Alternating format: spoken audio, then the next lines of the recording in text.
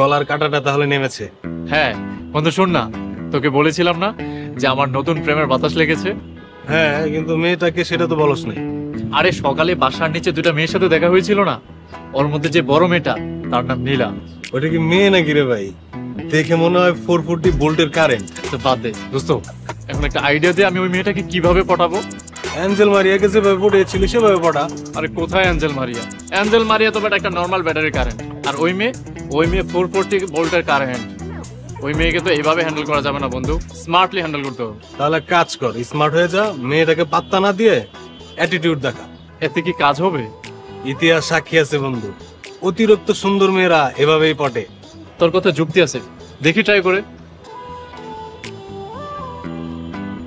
এখনই গিয়ে ট্রাই করবো।